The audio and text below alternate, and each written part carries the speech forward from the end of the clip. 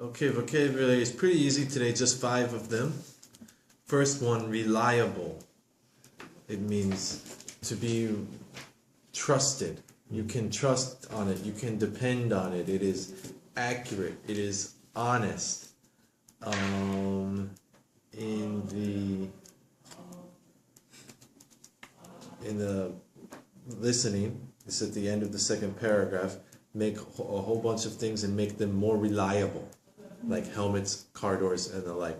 So in this instance, she is using it to mean make them more trusted, or in this instance, you could substitute the word stronger, make them more reliable, like helmets and car doors. She is using examples of stuff that protects us, right? Helmets and car doors. So these are things that you must trust to protect you. So thus, you can trust them more.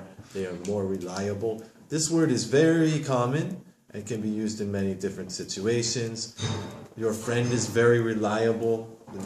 You use it to describe people a lot of the time. What are his 3 best characteristics? He is honest, he is intelligent, and he is reliable. He will always be. It's not talking about showing up on time. That would be punctual. But he is reliable could mean he shows up on time. If I tell him to do something, he will do it. He will be there. It can be used in many different ways. Trusted, so a person can be reliable. A product can be reliable, especially like a helmet or a car door, something that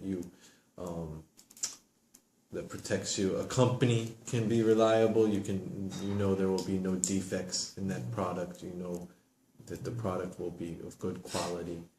It can be used for many things and in many different situations. So it's, I think, a very common word. Number 2, and the like. This is a phrase that she uses at the end of the second paragraph. This just means etc., etc., etc.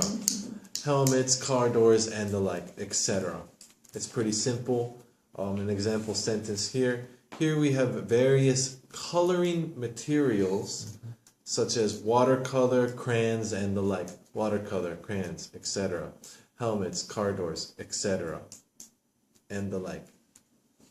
I personally don't use that as much. I would just say etc. or and so on. You could also substitute that one, and so on.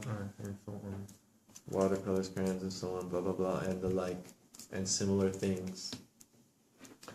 Number 3, a whole bunch of. I think you can understand this one. This is also in the second paragraph in that same sentence.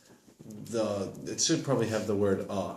So that means that we're going to change the way we make a whole bunch of things. A whole bunch of things. Many things. A lot of. This is very common. A whole bunch of different people showed up at our event. I have a whole bunch of books, whatever. You can use it for talking about anything. Something that I use in conversation. I wanted to touch on a similar one, as you can say, a lot of, a whole bunch of, a lot of. I always encourage people to use a lot, a lot of. Number 1, it's common. Number 2, sometimes you can mix much and many, right? But you can always say a lot of. A lot of works for much and many. You can say, there's so much snow. You cannot say there's many snow.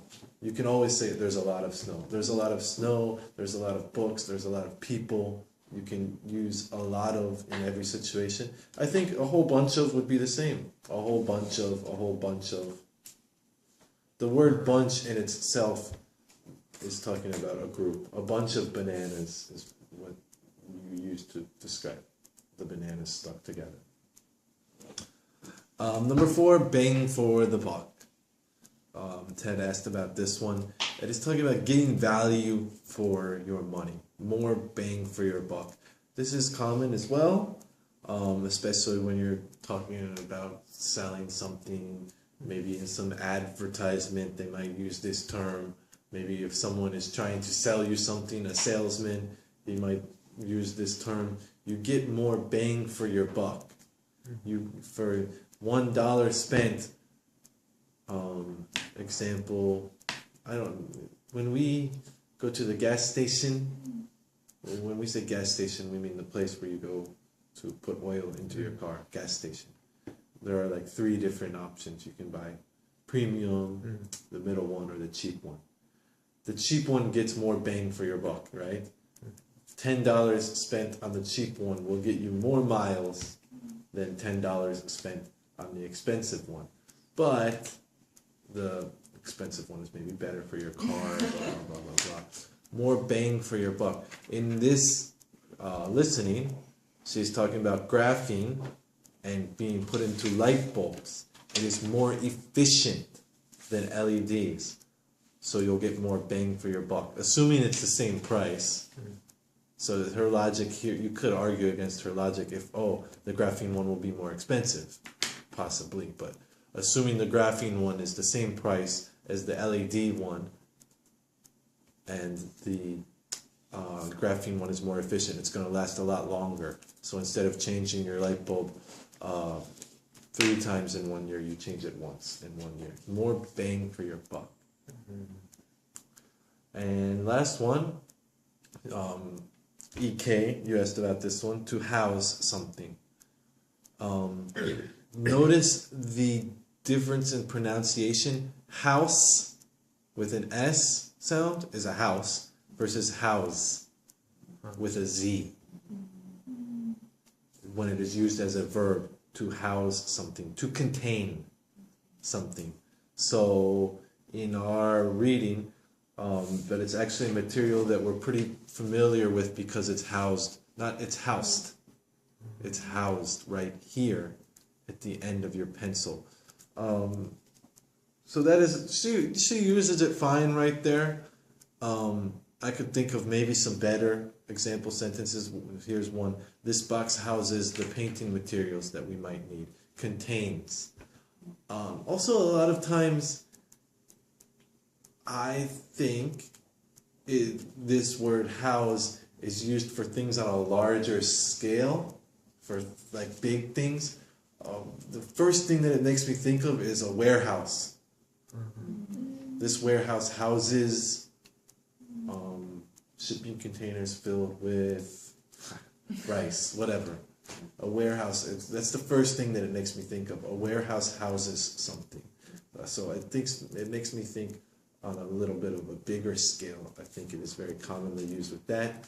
You can use it on a smaller scale. This box houses, she uses it as it's housed right here. You could use it for things or people, like the military is housed at this camp, blah, blah, blah. You could use it for people also. Like I said, the first thing it makes me think of, for some reason, is a warehouse. It is very common to use with that type of situation. So those are the 5 vocabulary words. Any questions? I think they're all pretty common. Yeah? Question. And bang for the buck. Yes. Is it okay to use in an official meeting or conference? Can you give me a more specific example? Like I could see myself using it if I'm making a presentation and I'm trying. For example, Ted is my boss, and I'm giving a presentation, and I want us to switch our supplier to this supplier because they are cheaper. So and I'm giving some presentation. If we do this, we will get more bang for our buck. Yeah, it's fine to use in a professional setting. It is, like I said, it is used a lot when you are trying to sell something. How about writing? Writing? But maybe verbally it's okay, but for writing? It's probably more common in speaking. It would be fine in writing or an email if you're doing more of an official Yeah, if you're doing some type of official writing, you would want to say it is more efficient or something like that. Okay, more bang for the buck. Paying for the buck. Okay. Any other questions? I think they're pretty straightforward. All of them are totally normal stuff that you would encounter. So what was your today's expression again? Yeah, pounding. Yeah. So yeah, for the pounding, so we will use the this expression, the expression that you. What was my expression? Wipe the slate clean. Yes. Yeah. Wipe the slate clean. Yeah. And can you pick one of those 5 the vocabularies Pick one of the 5 Yeah. for what? for the pounding? So you guys can use. I mean, you guys would pound whenever you use one of them. The 2 that I would say you could use the most would be reliable Reliable. and a whole bunch of. Whole bunch. Or a lot of. It's the same thing. A lot of. A whole bunch of. Reliable. Those are the 2 that you could use the most. Okay, so 2, a whole bunch of, and then wipe slate. Wipe the Wipe the slate clean. That's going to be difficult to use, but yeah, but we can I've try. seen Ted do it Yeah, before. this is just for fun. Okay. Okay, thank you very much. For Yep. that.